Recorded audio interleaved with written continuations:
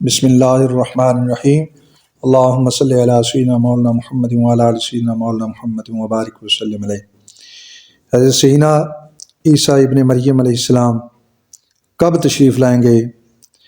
اور دجال کب آئے گا اور دجال کس اللہ کے نبی کے ہاتھوں سے قتل ہوگا اور کس جگہ پر قتل ہوگا، تو آج کی ویڈیو میں ہم یہ سب بیان کریں گے۔ اور نبی کریم صلی اللہ تعالیٰ علیہ وآلہ وسلم کی زبان اقدس سے جو سرکار نے بیان فرمایا ہم وہ بیان کریں گے۔ حضرت محترم نبی کریم صلی اللہ علیہ وسلم نے اپنے صحابہ اکرام سے ایک دن خطبہ ارشاد فرمایا، اور اس خطبہ میں آپ نے یہ ارشاد فرمایا کہ دنیا کی ابتدا سے لے کر انتہا تک کوئی فتنہ اس سے بڑا نہیں ہے۔ تمام انبیاء علیہم السلام اپنی اپنی امتوں کو اس فتنہ سے آگاہ کرتے رہے۔ میں سب سے آخری نبی ہوں اور تم سب سے آخری امت ہو، وہ یقیناً تم ہی میں آئے گا۔ اگر میری موجودگی میں آ گیا تب تو میں اس سے نمٹ لوں گا، اگر بعد میں آیا تو ہر شخص کو اپنا آپ اس سے بچانا پڑے گا۔ میں اللہ تعالیٰ کو ہر مسلمان کا خلیفہ بناتا ہوں۔ وہ شام و عراق کے درمیان سے نکلے گا، دائیں بائیں خوب گھومے گا۔ لوگو، اللہ تعالیٰ کے بندو، دیکھو تم ثابت قدم رہنا، سنو میں تمہیں اس کی ایسی صفات سناتا ہوں جو کسی نبی نے اپنی امت کو نہیں سنائی۔ فرمایا وہ ابتداً یہ دعویٰ کرے گا کہ میں اللہ کا نبی ہوں، تم یاد رکھنا میرے بعد کوئی نبی نہیں۔ پھر وہ اس سے بھی بڑھ جائے گا اور کہے گا کہ میں خدا ہوں۔ یاد رکھنا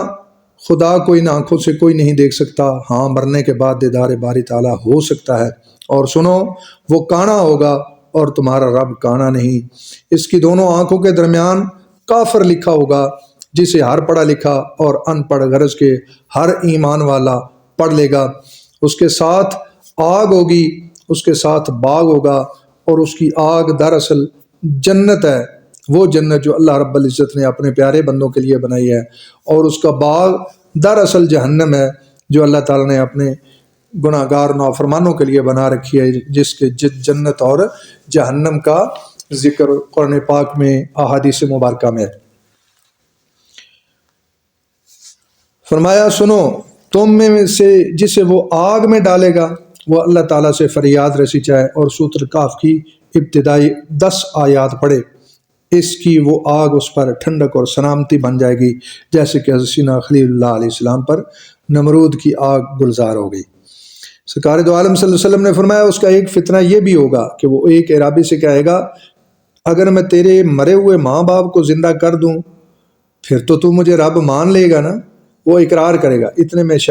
دو شیطان اس کی ماں اور باپ کی شکل میں ظاہر ہوں گے اور اس سے کہیں گے بیٹے یہی تیرا رب ہے، تو اسے اپنا رب مان لے۔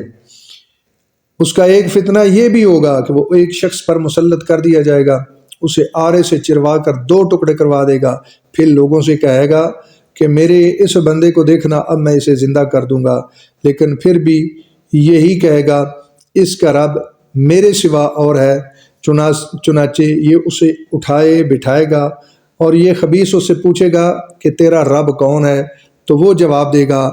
میرا رب اللہ ہے اور تو اللہ کا دشمن دجال ہے۔ خدا کی قسم اب تو مجھے پہلے سے بھی بہت زیادہ یقین ہو گیا ہے، یعنی میرا رب اللہ ہے اور تو دجال ہے۔ دوسری سند میں مروی ہے نبی کریم صلی اللہ علیہ وسلم نے فرمایا یہ بندہ ہے مومن اس وقت کہ میری تمام امت کے جتنے بھی لوگ ہیں ان میں سے سب سے زیادہ بلند درجہ امتی ہوگا۔ نبی کریم صلی اللہ علیہ وسلم نے فرمایا اس کا ایک فتنہ یہ بھی ہوگا کہ وہ آسمان کو پانی برسانے کا حکم دے گا اور آسمان سے بارش ہوگی، وہ زمین کو پیداوار اگانے کا حکم دے گا اور زمین سے پیداوار ہوگی۔ فرمایا اس کا ایک فتنہ یہ بھی ہوگا کہ وہ ایک قبیلے کے پاس جائے گا اور وہ اسے مانیں گے، اسی وقت ان کی تمام چیزیں اسے نہ مانیں گے تو اسی وقت ان کی تمام چیزیں برباد اور ہلاک ہو جائیں گی۔ دوسرے قبیلے کے پاس جائے گا جو اسے خدا مان لے گا، اسی وقت اس کے حکم پر ان پر آسمان سے بارش برسے گی، زمین سے پھل اور کھیتی اگے گی اور ان کے جانور پہلے سے زیادہ موٹے تازے اور زیادہ دودھ والے ہو جائیں گے۔ یعنی یہ ایک فتنہ، یہ ایک آزمائش ہے کہ وہ جو چاہے گا وہ ہو جائے گا، یعنی وہ بارش برسانا چاہے گا تو بارش ہو جائے گی، اور جو اس کو نہ مانیں گے وہ ان کو تباہ و برباد اور ذلیل کرنے کے لیے کہے گا تو ان کی فصلیں ختم ہو جائیں گی، ان کے مال مویشی ہلاک اور تباہ و برباد ہو جائیں گی۔ گویا یہ ایک فتنہ ہے۔ نبی کریم صلی اللہ علیہ وسلم نے فرمایا سوائے مکہ اور مدینہ کے تمام زمین کا وہ دورہ کرے گا، یعنی پوری دنیا میں وہ پھر لے گا۔ جب مدینہ پاک کا رخ کرے گا تو یہاں ہر راہ پر فرشتہ تلواریں لیے کھڑا ہوگا، اور وہ فرشتوں کو دیکھ کر وہاں سے بھاگ جائے گا۔ فرمایا پھر مدینہ پاک میں 3 زلزلے آئیں گے، اس وجہ سے جتنے بھی منافق مرد و عورت ہوں گے وہ سب مدینہ سے نکل کر اس کے لشکر میں مل جائیں گے، اور مدینہ ان گندے لوگوں کو اس طرح اپنے میں سے دور پھینک دے گا جیسے بھٹی لوہے سے میل کچیل کو الگ کر دیتی ہے، اور اس دن کا نام یوم الخلاص ہوگا۔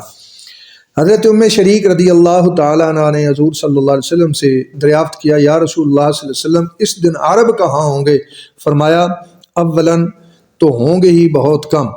اور اکثریت ان کی بیت المقدس میں ہوگی۔ ان کا ایک امام صالح شخص ہوگا جو آگے بڑھ کر فجر کی نماز پڑھا رہا ہوگا جب حضرت عیسیٰ بن مریم علیہ السلام نازل ہوں گے۔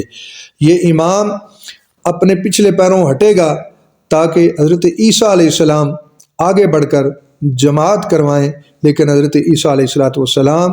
اس امام کی کمر پر ہاتھ رکھ کر فرمائیں گے آگے بڑھو اور نماز پڑھاؤ، اقامت تمہارے لیے کہی گئی ہے، بس وہی ان کا نماز ہوگا، وہی ان کا امام نماز ہوگا۔ نماز سے فارغ ہو کر حضرت عیسیٰ علیہ السلام فرمائیں گے دروازہ کھول دو، بس دروازہ کھول دیا جائے گا۔ ادھر دجال 70,000 یہودیوں کا لشکر لیے ہوئے موجود ہوگا،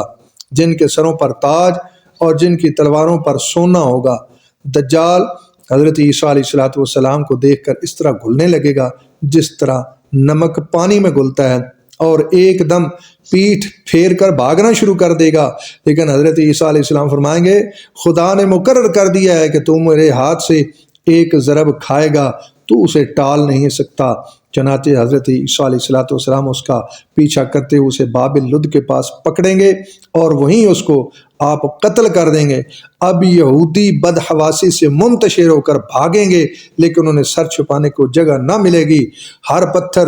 ہر درخت، ہر دیوار اور ہر جانور بولتا ہوا کہے گا اے مسلمان یہاں یہودی ہے چھپا ہوا، آخر اسے مار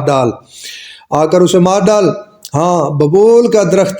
یہودیوں کا درخت ہے، یہ نہیں بولے گا۔ سرکار دو عالم صلی اللہ علیہ وسلم نے ایک ایک چیز کو کھول کھول کر بیان فرما دیا۔ سرکار دو عالم صلی اللہ علیہ وسلم نے فرمایا پھر حضرت عیسیٰ ابن مریم علیہ السلام میری امت میں حاکم ہوں گے، عادل ہوں گے، ایمان ہوں گے، منصف ہوں گے، صلیب کو توڑ ڈالیں گے، خنزیر کو قتل کر دیں گے، جزیے کو ہٹا دیں گے، حسد اور بغض جاتا رہے گا، ہر زہریلے جانور کا زہر ختم کر دیا جائے گا، بچے اپنی انگلی سانپ کے منہ میں ڈالیں گے لیکن وہ انہیں کوئی ضرر نہ پہنچائے گا، شیروں سے لڑکے کھیلیں گے نقصان نہیں ہوگا، بھیڑیے بکریوں کے گلے یعنی ان کے ریوڑ میں اس طرح پھریں گے جیسے رکھوالا کتا،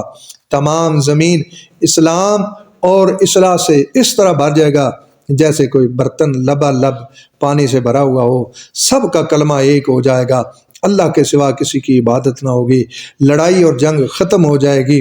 زمین مثل سفید چاندی کے منور ہو جائے گی، ایک جماعت کو ایک انگور کا خوشہ پیٹ بھرنے کے لیے کافی ہوگا، ایک انار اتنا بڑا ہوگا، ایک جماعت کھائے گی اور پیٹ بھر جائے گا، بیل اتنی قیمت پر ملے گا اور